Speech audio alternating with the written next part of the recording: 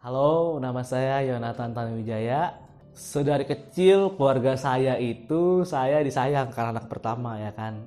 Tapi memasuki masa-masa SMP sampai SMA itu mulai gitu kan. Namanya cowok, namanya anak remaja, itu saya mulai mencari jati diri. Nah, udah mulai tuh nongkrong pulangnya malam gitu kan tanpa mengabari orang tua, sebebasnya. Bahkan itu berlanjut pas saya masuk kerja gitu. Dan hubungan saya pun sama orang tua pernah hancur parah. Oke, itu konflik terjadi di tahun sekitar 2014-an ya. Jadi saya baru kerja, jadi kan saya itu adalah salah satu anak pertama, saya juga yang tanggung juga, saya bayar kontrakan tiap bulan waktu itu. Suatu ketika saya memang tuh orangnya suka nginep malam gitu ya di rumah teman saya waktu itu, suka nginep di teman saya rumahnya di Duta. Suatu ketika pagi-pagi saya pulang waktu itu dari rumah teman saya, tiba-tiba itu mama saya bilang, "Yuk Jo, udah bayar kontrakan belum?" "Ya belum, lama kan belum gajian, masih tanggal 24 waktu itu." "Oh ya udah," tapi aku ngomong dengan nada yang tinggi saat itu. Nah saat itu papaku tentu sangat marah karena dengan nada itu sangat besar banget gitu kan ya. Nah tapi sampai waktu itu statement papa saya dia ngomong gini, "Lu pasti habis pakai narkoba ya? Kalau nggak habis minum lu ngomong kayak gitu banget sama orang tua." Dan saya saat itu nggak terima karena saya emang nggak pernah pakai narkoba dan minum minuman. Nah saat itu saya dorong papa saya ke lemari. Lemarinya saat itu masih lemari kayu dan jebol ya. Jebol, dan gilanya saya meludahi papa saya waktu itu. Dan hari itu saya cabut dari rumah. Jadi saat itu ketika saya udah konflik sama orang tua saya cabut dari rumah, saya nginep lagi di rumah teman saya karena itu hari Minggu, besok kerja. Karena perasaan saya benar-benar bersalah banget ya, karena udah jahat banget sama orang tua saat itu, benar-benar udah nggak jadi contoh banget. Tapi saat itu dengan rasa bersalah saya adalah pokoknya saya pengen kos dari dan nggak pengen gabung sama orang tua. Nah besok paginya ketika saya kerja, saya cerita sama orang kantor saya. Nah agak lega dikit gitu. By the way, orang kantor saya ini lebih tua dari saya ya. Mungkin saat itu dia umur sekitar 30-an. Nah ketika saya cerita sama orang kantor saya kan kerja bagian lapangan tuh. Saya keluar lagi, pulang sore ke kantor, tiba-tiba masalah saya satu kantor sudah tahu, banyak yang tahu masalah saya. Satu kantor itu, satu ruangan tahu masalah saya saat itu. Saya berantem sama papa saya, sama mama saya. Nah, saat itu saya kayak, kok gitu kan, itu kan masalah pribadi saya gitu. Kenapa harus orang kantor campurin gitu. Nah, akhirnya saat itu saya pulang ke rumah. Rumah saya di Selembaran, saya pulang, dan gokilnya di luar pikirannya orang kantor saya udah ada di rumah saya. Saat hari itu mereka tuh bertiga orang ya, saya nggak perlu sebut namanya, disensor ya kan. 3 orang ini datang ke rumah saya dan menceramai saya, mengomeli saya, bahkan waktu itu mengancam saya bakal dipecat dari kantor. Padahal itu adalah masalah personal keluarga saya yang harusnya nggak perlu orang kantor ikut. Dan saat itu juga orang tua saya nggak ngebela saya saat itu. Dan saya diceramain mungkin ada sekitar 2 jam saat itu. Jadi ketika mereka udah pulang, saya keluar dari rumah saya pergi dulu Selembaran tuh sebelum banyak pembangunan PIK 2, itu banyak sawah-sawah. Saya teriak di situ dan itu adalah turning point saya. Saat itu posisinya saya sudah WL, pelayan Tuhan saya, tapi saya tidak jadi contoh. Karena memang nggak kenal Tuhan atau kenal Tuhan, setiap orang pasti punya masalah. Jadi saat itu saya udah kenal Tuhan, tapi tingkah laku saya nggak menjadi cermin buat keluarga saya, bahkan buat teman-teman saya. Dan saat itu perasaan saya tentu bersalah, nyesel banget melakukan hal itu semua, dan bersalah banget lah pokoknya lah, dan pengen buru-buru clearin masalahnya. Jadi ketika itu semua, itu hari Senin kejadian, Selasanya, saya inget banget sampai sekarang, Selasanya saya nonton konser GPCC Worship, temanya More Than Enough. Dia keluarin lagu Your Love Is Powerful. Itu lagu yang dia cover, saya dengerin di motor, itu saya nangis di motor. Dan gak pakai embel-embel, saat itu, malam itu, saya yang minta maaf sama orang tua. Saya rekonsiliasi sama mama saya, papa saya minta maaf. Dan papa saya ampunin saya, mama saya juga ampunin saya gitu kan. Dan gokilnya orang tua tuh selalu maafin kita gitu sebagai anak yang kadang di luar batas badungnya gitu. Dan cara Tuhan tuh selalu ajaib banget sih. Terus pandangan apa nih yang lu rasain ketika sebelum dan sesudah hubungan lu dengan orang tua lu tuh dipulihkan, dan apa gitu yang lu pelajari dari kasus ini gitu?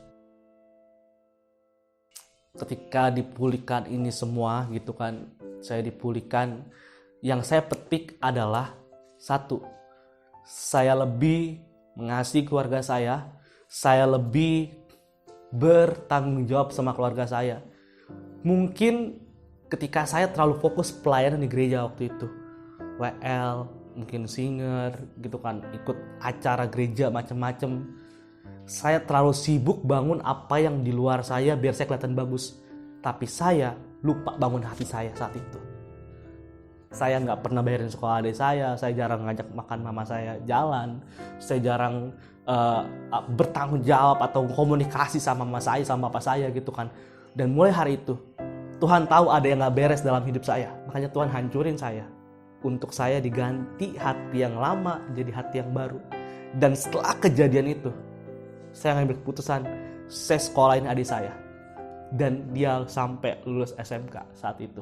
Saya bayar kontrakan, terus saya bayar cicilan, bahkan saya bikin BPJS orang tua saya saat itu. Saya berusaha cover dengan gaji saya yang saat itu mungkin masih terbilang kecil saat itu. Tapi Tuhan cukupkan. Saya fight buat keluarga saya. Jadi untuk kita mengalami Tuhan, kadang emang perlu dihancurin dulu sih. Emang sakit banget teman saya ngejat saya segala macam waktu teman-teman kantor saya. Tapi kadang kalau kitanya udah nggak denger dengan cara baik-baik, kadang ada kalanya Tuhan tuh nampar kita supaya kita sadar. Nggak ada orang tua yang sempurna. Saya selalu pakai quotes mama saya. Hal yang paling sedih yang orang tua rasakan adalah ketika anaknya minta sesuatu tapi orang tuanya nggak bisa kabulin. Jadi ketika one day, suatu hari anak saya menghadapi masalah, ya sudut pandang saya belajar untuk memberikan waktu sama anak saya. Ngobrol sama anak saya. Mungkin kenapa saya bisa ribut sama papa saya, mungkin karena saat itu komunikasi saya sama papa saya itu secukupnya aja ngomong, seperlunya aja. Tapi saya pengen belajar sebagai calon orang tua untuk membangun komunikasi yang baik sama anak saya. Sehingga anak saya tahu apa kerinduan saya dan saya tahu kerinduan anak saya tuh seperti apa. Gitu kan. Kalau kata Virgon kan, aku adalah jemari dan ibumu penanya. Jadi ya, so itulah harapan saya sebagai orang tua. Saat itu mungkin kalau waktu terulang kembali gitu, tentunya saya nggak pengen untuk dorong papa sampai kena lemari gitu kan, sampai saya bahkan ludahin papa saya. Tentu saya nggak pengen banget gitu, karena tapi gokilnya papa saya gitu, even saya udah ngelakuin hal seperti itu, dia nggak pernah sekalipun keluar kata kutuk dari mulut dia. Dia selalu, walaupun saya tahu secara hati ini pasti hancur banget gitu, tapi gokilnya papa saya juga apa ya, dia itu mungkin secara pekerjaan nggak terlalu, tapi dia kadang tuh yang ada baju yang saya pengen pakai gitu kan, dia rela cuciin gitu. Itu sih papa saya keren banget sih, dan tentunya saya nggak bakal pengen ngelakuin hal itulah ke papa saya gitu kan. Dan tentunya pasti saya pengen lebih lagi menghabiskan waktu saya bareng keluarga. Dan memang setelah kejadian itu saya bener-bener berubah drastis banget. Saya sering komunikasi sama papa saya gitu kan. Saya sering, even saya pulang malam itu kemarin-kemarin saya nggak pernah ngabarin. Tiba-tiba pulang jam 10, jam 11. Saya sekarang semenjak kejadian itu, saya selalu ngabarin posisi saya di mana. Saya WhatsApp papa saya, lagi di mana, mama saya mah lagi ini, lagi nongkrong, lagi main gitu. Jadi percayalah buat anak-anak cowok ya, atau anak-anak remaja nih, yang paling kalau ditanya di chat, lagi di mana, itu orang tua tuh khawatir, beneran orang tua tuh khawatir banget gitu. Jadi please bales chat orang tua deh. Jangan ngerasa gengsi, jangan ngerasa gue lagi di tongkrongan nih malu lah, ntar aja balesnya. No, please kasih kabar ke orang tua kalian, itu penting banget.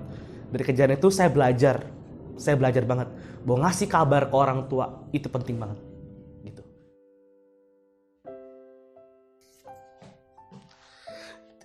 Buat anak-anak muda ya, pesen saya cuma satu ya kan. Orang tua saya masih ada nih 2 orang. Dan orang tua saya saat ini benar-benar yang support saya banget sampai detik ini. Buat teman-teman yang kayak kewajiban orang tua dong kok ngebesarin anak. Kan saya juga gak minta dilahirkan. Yes, benar. Tapi setidaknya, maaf banget harus ngomong ini, belajar tahu diri sebagai anak muda. Karena mereka, kamu gak tahu kan, perjuangan papa kamu di kantor, diomelin sama bosnya, dikecengin sama teman-temannya, sama yang bermuka 2. Karena saya ngerasain, saya bakal terus pakai kesaksian saya ini bahwa saat ini istri saya mengandung 8 bulan. Di September dia bakal lahir. Saya bulan ini adalah bulan sangat berat. Karena di kantor saya banyak dijelekin segala macem gitu. Dan dalam hati saya cuma satu. Saya terus bakal berjuang, saya bakal terus kerja. Karena saya punya anak. Saya punya anak. Dan anak itu adalah alasan saya berjuang. Dan mungkin saya gak bakal cerita ini ke anak saya. Ketika saya ada masalah di kantor.